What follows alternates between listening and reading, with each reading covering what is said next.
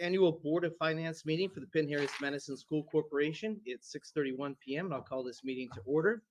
First item on our agenda is the adoption of the agenda. Board members, any changes to the proposed agenda for tonight's Board of Finance meeting? Hearing none, administration. No changes. Do I have a motion to approve the agenda for the Monday, January 8th, 2024 Board of Finance meeting as presented? I so move. A second. All those in favor vote aye. Aye. Any opposed vote nay. Motion carries by a vote of 7-0. Next item on the agenda is the approval of minutes. Board members, any additions or changes to the minutes from the Monday, January 9, 2023 Board of Finance meeting? Administration, The administration has no changes. do I have a motion to approve the minutes for the Monday, January 9, 2023 Board of Finance meeting as presented? I so move. I second. All those in favor vote aye. Aye. Any opposed vote nay. Motion carries unanimously. Next up is the nomination of Board of Finance officers. I now call for nominations of officers for the Board of Finance, starting with the office of President. Currently, Ms. Claire Roach serves as President of the Board of Finance. Do I have a nomination for the President of Board of Finance? I nominate to move Claire Roach to serve as president of the Board of Finance. I now second that nomination, I second. and I move that nomination cease and a ballot be cast for Ms. Claire Roach as President of the Board of Finance. All those in favor vote aye. Aye. Any opposed vote nay. Motion carries by a vote of 6-1. Next up is nomination of Secretary for the Board of Finance. Currently, Mr. Ryan McCullough serves as Secretary of the Board of Finance. Do I have a nomination for the Secretary of Board of Finance? I nominate and move that Mr. Ryan McCullough serve as Secretary of the Board of Finance. I second. Although I move that the nomination cease and a ballot be cast for Mr. Ryan McCullough as Secretary of the Board of Finance. All those in favor vote aye. Any opposed vote nay. Nay. Motion carries by a vote of 6-1. We'll move on to the appointing of the officers. And I will turn it over to the Board of Finance President.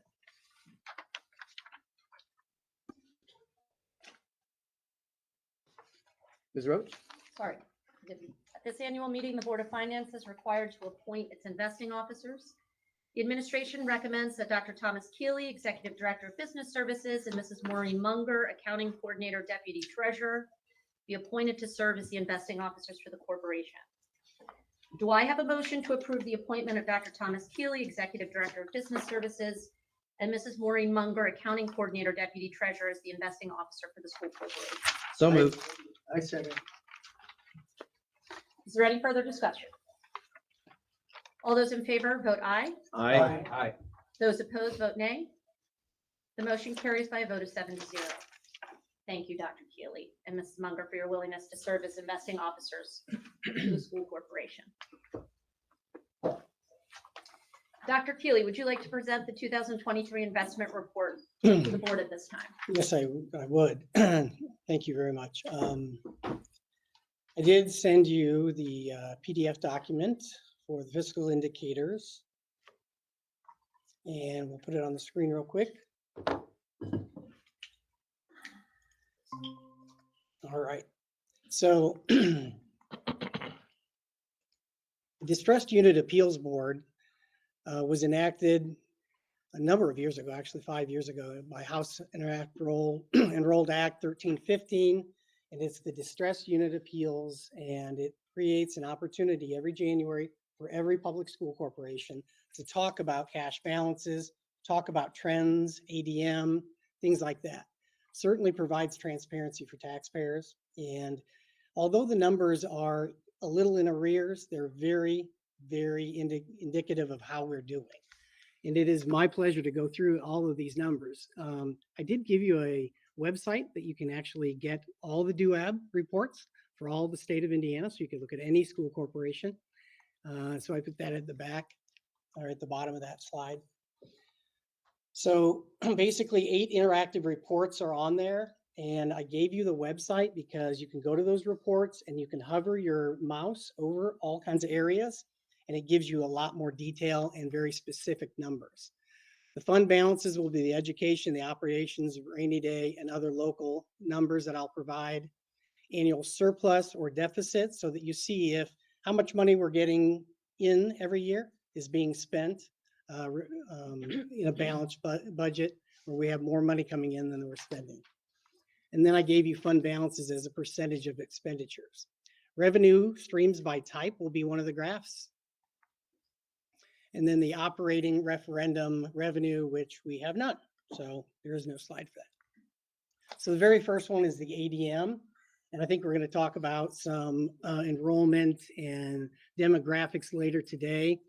But I thought this graph was a really good representation of very stable numbers of kids moving forward. You see a little dip there after the pandemic.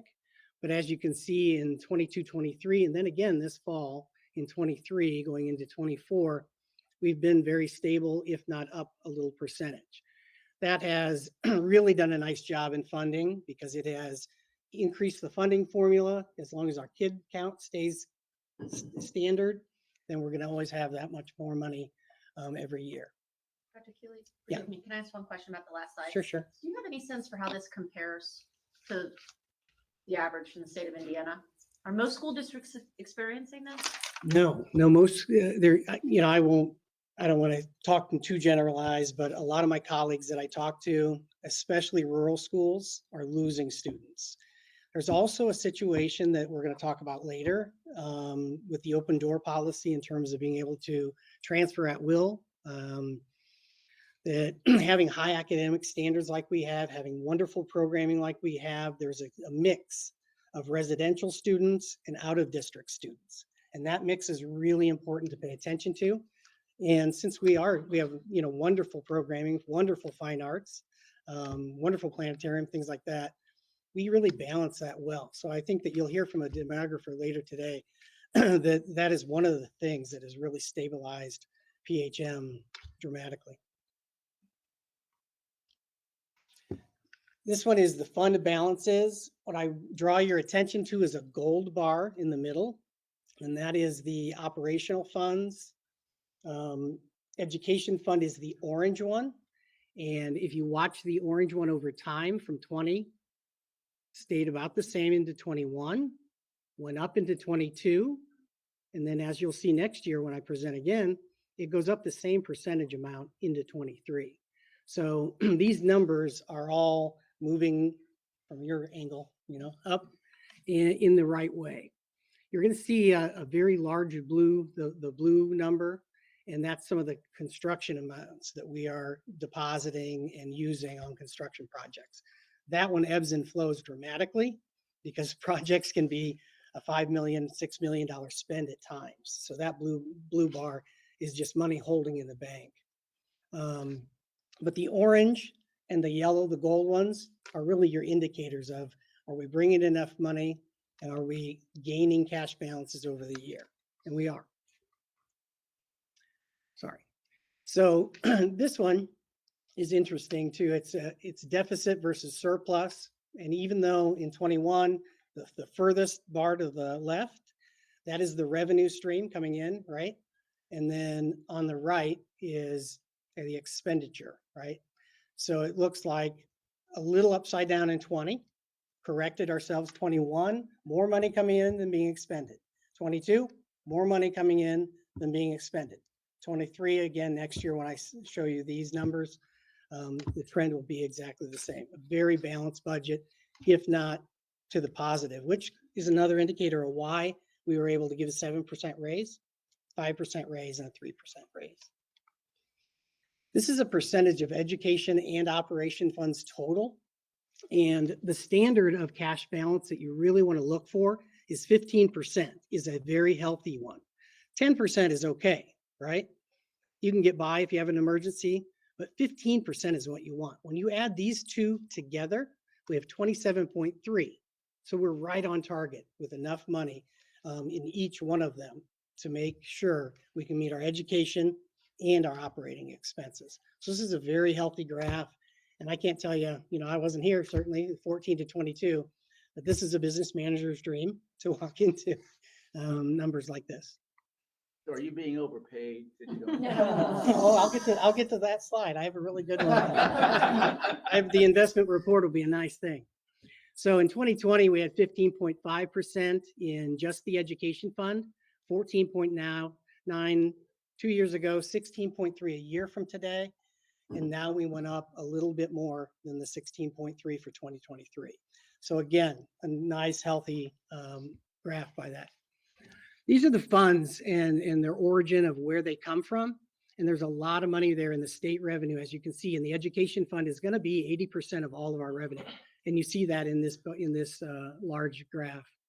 Some of the others are the local tax revenue.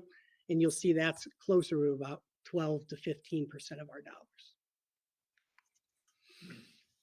So there's been some question in the last few months about the 15% transfer education to operations. And I wanted to clarify because 15% was a House Bill 1009, happened in about 2018. State legislators noticed that the general fund at that time did lots more than just classroom. It actually paid utilities, it paid insurance, it paid operations, it paid to plow snow, it paid for school buses, bus drivers, and things. So they enacted this House Bill 1009 to say, you know what, we want to cap you and tell you what we think you should be moving. I think you should be moving 15%. And so they put that at kind of a level. That level is really important because if you overspend 15%, which is the transfer from education to operations, then you have to show reasons why. And you have to show a corrective action to get yourself better. And so I took that information. I thought, you know what, this is what we're doing. We're transparent. We do it every month, $750,000, $9.1 million a year. And I looked at the top 10 school corporations or 10 around us, Elkhart and St. Joe County. And usually, as we know, we love to be number 1 or 2, right? But on this chart, we really are proud to be number 7 because we do not transfer 15.8 or 13.7 like some are up there, 14.6 at Middlebury. Elkhart's up above 13 and about 13 and a half. We're down and very consistent at 11.7%. And what you'll find is in our next board meeting, I'm going to recommend a resolution to do the transfer again this next year. But instead of being 11.7%, it's going to be at 11% because we can afford, we're balanced, we're stable, and we're just going to do $750,000 a month for a total of $9 million. So here's some good stuff. So interest earnings over the time, and I will be honest, 100%, that huge, these bars go up because the marketplace for investment is improving. It has improved. Will it can remain consistent? We hope so.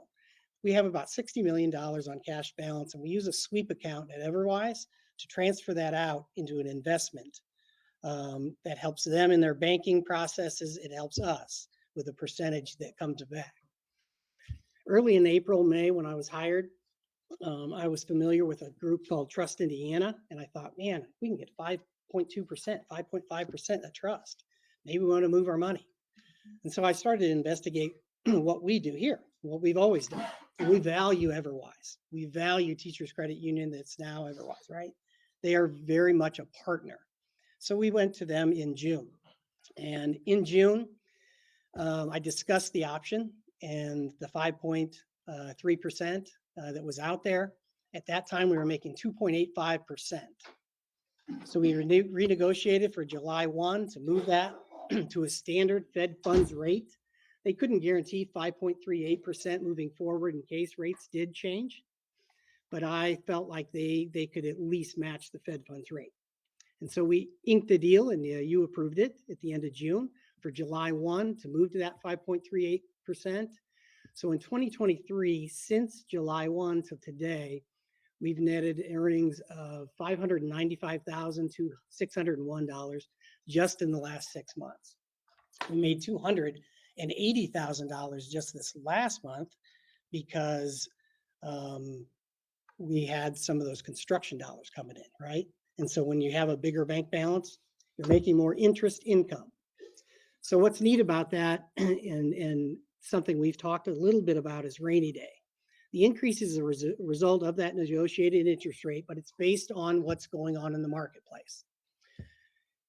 Last year at this time, you approved 10% transfer of interest income from education and operations to go into rainy day. So that netted about $117,000 this year already into rainy day. Projected moving forward, rainy day should grow approximately $217,000 per year. Our earnings will increase to 2.8 million, whereas in the past, we were about $1.1 million short of that.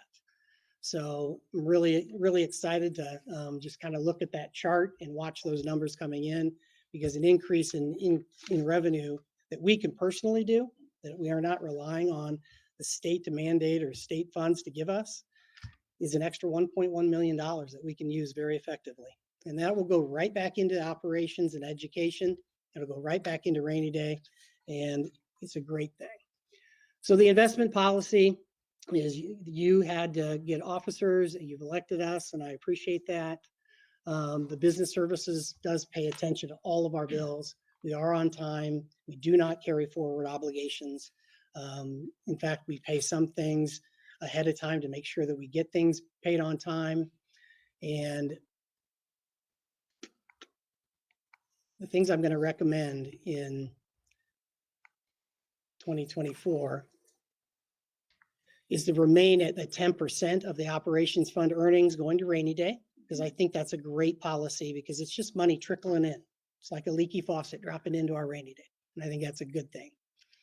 On the consent agenda, January 22nd, I will give you that resolution. And I recommend that we continue a very positive relationship with Everwise, because they've been a great partner for you guys, everybody, and me in the last 6 months. So in conclusion, the transparency will continue. Anything you need to know about the dollars and our spending, I really like that you guys have a monthly expectation to reconcile the bank, to look at those dollars. You get a detailed report. Maureen does a wonderful job of putting that together. And then I watch that cash flow so that I know that as we get to December, we can hit exactly where you want to be with a balanced budget with increasing cash balances. Just a reminder, same foundation tuition support for students as the rest of the state, but we do receive below average per pupil state funding. And by being transparent, by being careful with our expenditures and doing the best we can, we continue to increase cash balances. And I think that's great. So we will, we do continue to have the lowest tax rate in the county. And I do want to tell you that just recently we inked that the tax rate for 2024 will be exactly the same as it was in 2023. So staying, true to our word as far as not raising taxes. We will continue to make student-centered decisions. And we have, of course, every single month, payroll by payroll, we'll continue to monitor our financial position as the best we can. Any questions about finances? I have a question. Sure. When you talk about this, the money we get from the state for the number of students we have in school, that's based on our attendance, our policies, right? And Right, our attendance population. number. Yep, So I know we have a large segment of out-of-district students. Is that correct?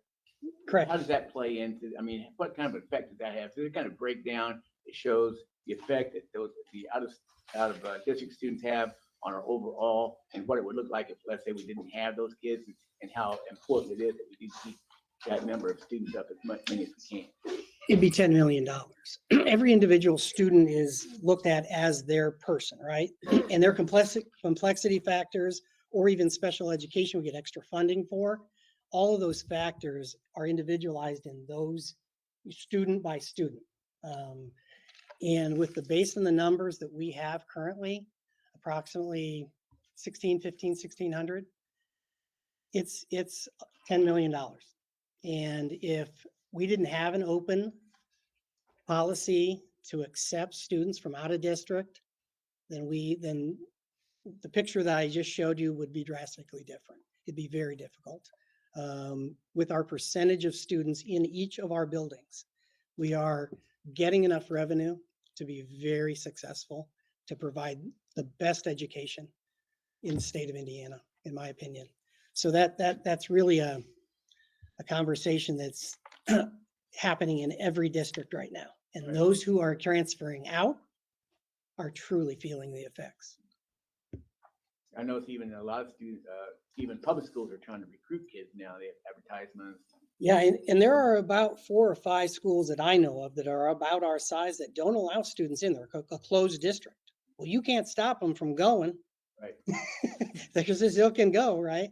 So to me, I think that decision maybe 5 years ago was outstanding. And you can see it in our fiscal health. We have room for more. I mean, we have 1,600. How many can we actually bring in, do you think?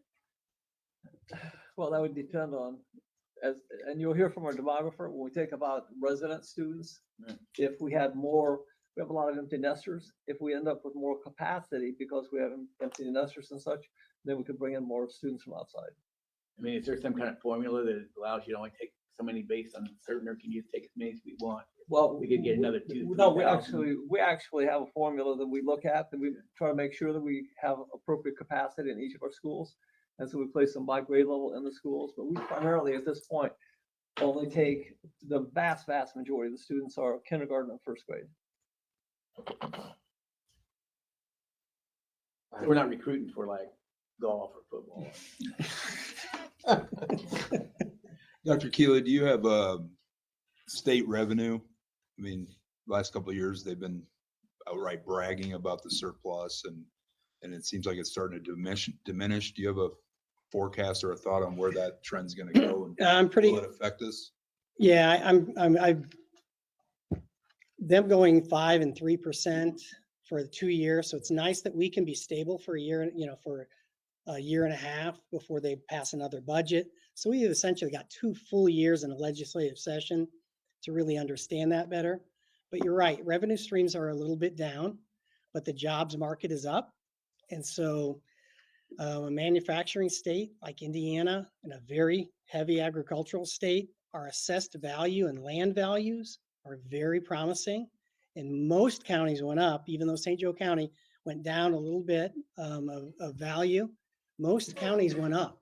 So I don't anticipate a recession big enough for them not to go another 5% in the next time. I just don't.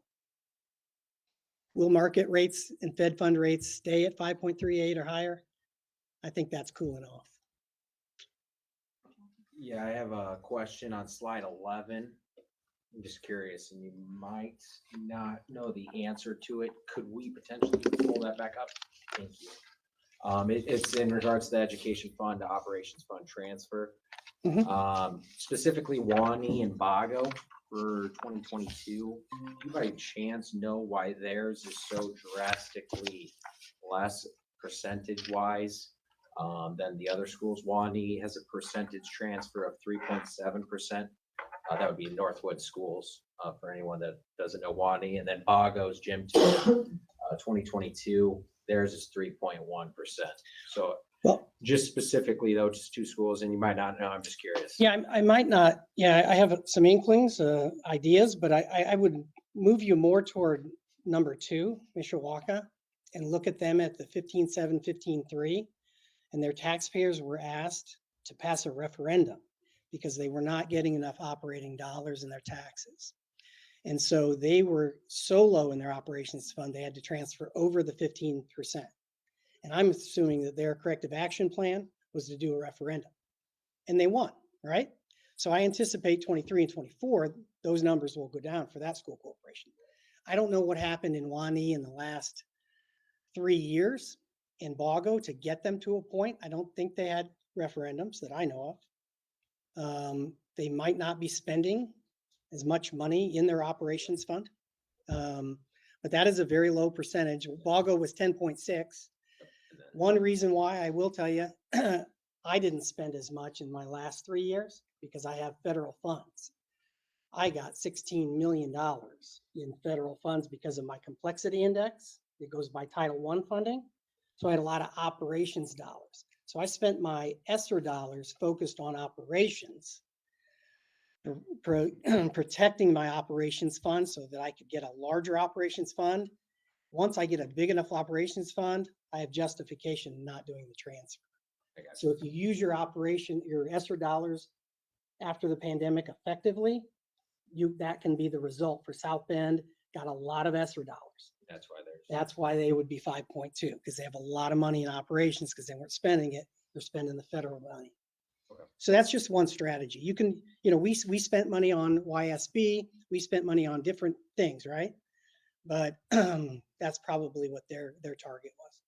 And then one other question for 2024, I know you had brought up the transfer of 750,000 at 11%. So that would be, I think if I did my numbers right, we're forecasting for education fund this year, a little over 81 million. I think it's 81.8 million and then this prior year, we were at 11.7% transfer of $746,988. So although we're bringing down our percentage, I know you got to factor in for inflation, other things such, we're increasing the dollar amount transfer.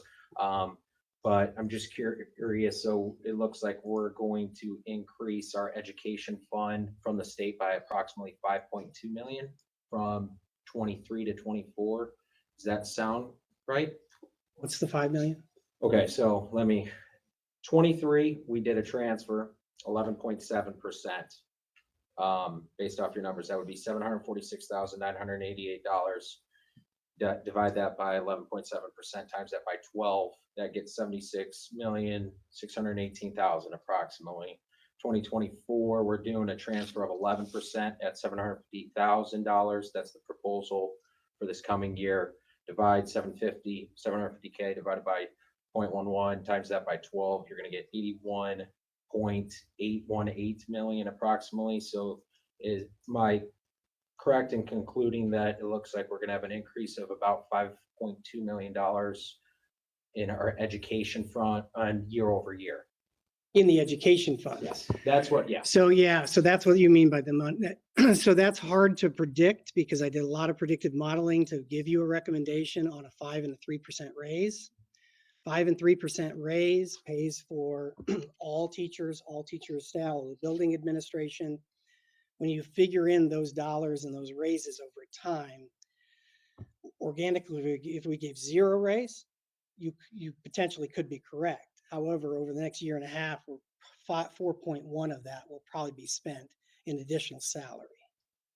So I do anticipate, and then increased other costs. Yeah, too. all I'm just saying is the top dollar budget. Yeah, is yeah. okay. Yeah, you're right. But 5, so what we negotiated, and I even gave you that dollar figure. I think the $4 million is what this raise is costing us, and we can afford it, and we can.